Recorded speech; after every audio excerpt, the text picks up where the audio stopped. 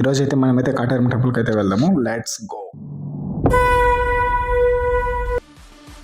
అమ్మవారి టెంపుల్కి డైరెక్ట్గా బిఎంటీసీ బస్సెస్ అయితే అవైలబుల్లో ఉన్నాయి. హొసకోట్ నుంచి ఎవ్రీ 1 అవర్కి అయితే మనకి 3 to 4 బస్సెస్ అయితే అవైలబుల్లో ఉన్నాయి. ఇది వచ్చేసి మనకైతే ఎంట్రన్స్ అనమాట. అమ్మవారి టెంపుల్లోకి వెళ్ళేటప్పుడు మనం ఇక్కడే చెప్పులు అయితే వదిలేసి వెళ్ళాల్సి ఉంటుంది. లోపలికి అలా ఉండదు. లోపలికైతే వెళ్ళిపోదాం.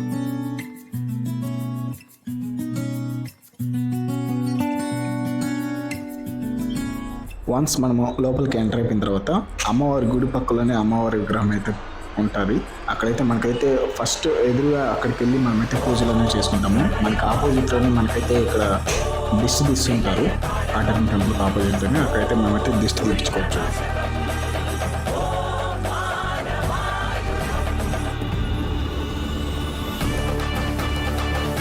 ఇది వచ్చేసి అమ్మవారి మెయిన్ విగ్రహం అన్నమాట. నేనైతే వీడియో తెలియదు, ఫొటోస్ అయితే తీసుకున్నాను. సో అవైతే మీకైతే చూపిస్తాను, క్లియర్గా ఉండదు.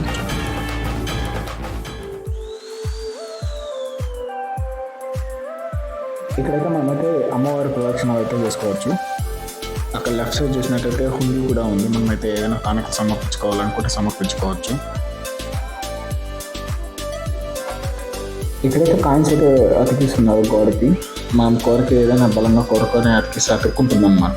ఇక్కడ చాలా మంది నమ్మకం కూడా అది.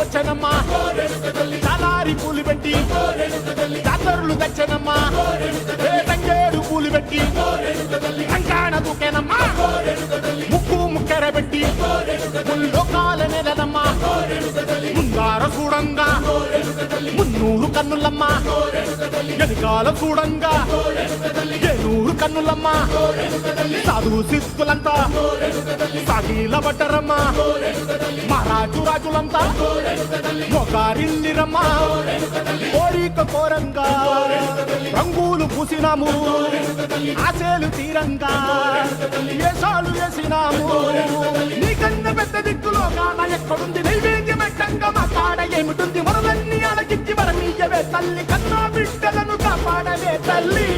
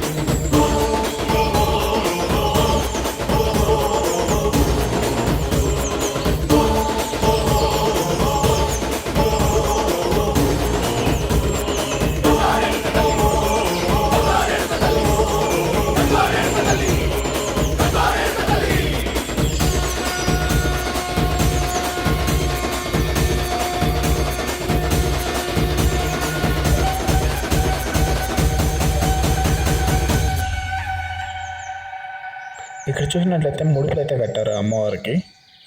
ఎక్కడ చూసినట్టయితే ముడుపులు అయితే కట్టేశారనమాట. ప్లేస్ అనేదే లేదు.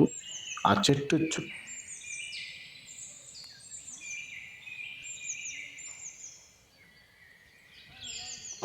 వన్స్ గుడి నుంచి బయట వచ్చేసినట్టయితే మనకైతే విలేజ్ మార్ట్ ఉంది. అక్కడైతే మనమైతే షాపింగ్ అనేది చేసుకోవచ్చు. బయట వచ్చిన తర్వాత మనకైతే ఇక్కడైతే లోకల్ షాప్స్ అయితే అవైలబుల్లో ఉంటాయి. మనమైతే ఏమైనా కావాలంటే కొనుక్కోవచ్చు.